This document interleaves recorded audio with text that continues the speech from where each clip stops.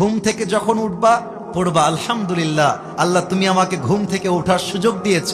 যখন ওয়াশরুমে ব্রাশ করতে যাবা আল্লাহকে বলবা আল্লাহ শুকরিয়া, আলহামদুলিল্লাহ তুমি আমার হাতটাকে প্যারালাইজড করে দাও নাই, আমার হাতটা ঠিক আছে, আমি মুভ করতে পারছি, আল্লাহ তোমার শুকরিয়া, আলহামদুলিল্লাহ। যখন তুমি অজু করে মসজিদে আসবা আল্লাহকে বলবা আল্লাহ আল্লাহ তোমার শুকরিয়া, আল্লাহ আমার তো কোনো যোগ্যতা নাই তোমার ঘরে আসার জন্য, তুমি তৌফিক দিয়েছো বিধায় আমি আসতে পেরেছি, আল্লাহ তোমার শুকরিয়া, আলহামদুলিল্লাহ। আরে ভাই, তোমার ঘরে আমার ঘরে কেউ যদি পারমিশন ছাড়া আসতে না পারে, আল্লাহর ঘরে আল্লাহ যদি তোমাকে আমাকে কবুল না করে তুমি আমি কি যেতে পারবো? আল্লাহ যে কবুল করেছেন তাতেও আলহামদুলিল্লাহ। আল্লাহ তুমি সিঙ্গেল রেখেছো, আলহামদুলিল্লাহ। আল্লাহ তুমি বউ দিবা, আলহামদুলিল্লাহ।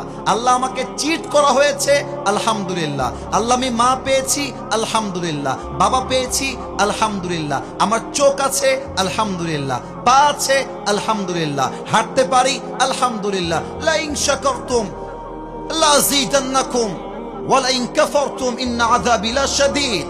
If you are grateful, I will increase your ni'ama. Whatever you have, I will make it more better. আল্লাহ বলছেন বান্দা তুই যা শুকরগুজার হয়ে যা। আজ যদি হয় 10%, আগামীকাল আমি আল্লাহ করে দেব 20%। সুবহানাল্লাহ পড়বেন না? তাহলে এবার দেখা যাক আপনারা ওয়াজটা কতটুকু বুঝেছেন ফার্স্ট মেসেজ থেকে। সুখে দুঃখে শুকরগুজার হয়ে একটা বাক্য every time you have to repeat again and again। একটা বাক্য আমরা অলওয়েজ পড়বো, বাক্যটার নাম, আমার কানে একটু প্রবলেম আছে মনে হয়, আমার আওয়াজটা জোরে জোরে আসে না। একবার পড়েন না সবাই, কি পড়তে হবে? পড়েন পড়েন পড়েন পড়েন, আর একবার পড়েন। একবার সুবহানাল্লাহ পড়বেন, আলহামদুলিল্লাহ পড়বেন, জমিন থেকে নিয়ে আকাশ পর্যন্ত জান্নাতে একটা গাছ আল্লাহ আপনার জন্য তৈরি করে রেখে দিবেন।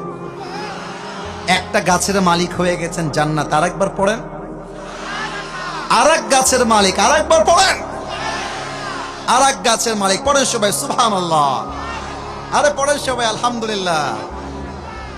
এবার আমার আব্বা জানদের পায়ে হাত রাখতে চাই, আর আমার মা বোনদের সামনে, বিশেষ করে মায়েদের সামনে হাতটা জোর করতে চাই। বিশ্বাস করেন আমি কথাগুলো যখন বলি আপনারা অনেক উঁচু গলায় ঠিক বলেন, এটা আমার ভালো লাগে। তবে একটা বিষয় খুব খারাপ লাগে যে ওয়াজের মাঠে যেইভাবে ঠিক বলা হয় বাস্তবিক জীবনে তার উল্টা হয়। মানুষ শুনতে চায়, মানতে চায় না। আব্বাকে বলবো আব্বা জান আপনি আজকে আসিফ হুজুরের কথা যা শুনলে হবে না, আপনাকে মানতে হবে। দেখেন আমি আসিফ হুজুর কি বলছি আপনাকে।